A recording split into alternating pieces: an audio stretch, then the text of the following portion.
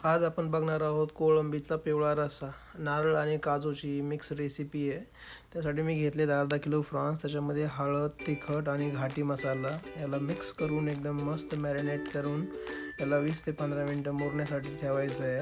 आणि त्यानंतर आता आपल्याला पॅनमध्ये काजू आणि कांदा जो आहे तो भाजून घ्यायचा. त्यासाठी मी पहिले टाकलेले आहेत काजू. हे काजू आपल्याला व्यवस्थित टाकून घ्यायचे. नंतर त्यामध्ये तेल टाकलं, त्यामध्ये जिरा, मोहरी आणि कांदा, 2 कांदे मस्त बारीक कापून घेतले मी. त्यातला कांदा अर्धा लाल झाल्यानंतर काढून घेतला साईडला, कारण कांदा आणि ते काजूची पेस्ट करायची होती. त्यामध्ये तर आपण ॲड केला याच्यामध्ये जिंजर गार्लिक पेस्ट, घाटी मसाला, तिखट आणि हळद. याला एकदम व्यवस्थित मिक्स केलं, परतून घेतलं आणि याच्यामध्ये जे आपली श्रीम आहेत ते ॲड करून घेतले. 20 मिनटं झाले होते आणि याला एकदम स्टीम देऊन घेतली 5 मिनटासाठी आणि हलवलं व्यवस्थित. आता याच्यामध्ये आपल्याला टाकायचा आहे तो कांदा आणि काजूची पेस्ट आणि याला व्यवस्थित हलवून घ्यायचं. आणि हे ओल्या खोबऱ्याचं दूध म्हणजेच ओलं खोबरं मी एकदम बारीक वाटून घेतलं होतं, त्याची पेस्ट केली.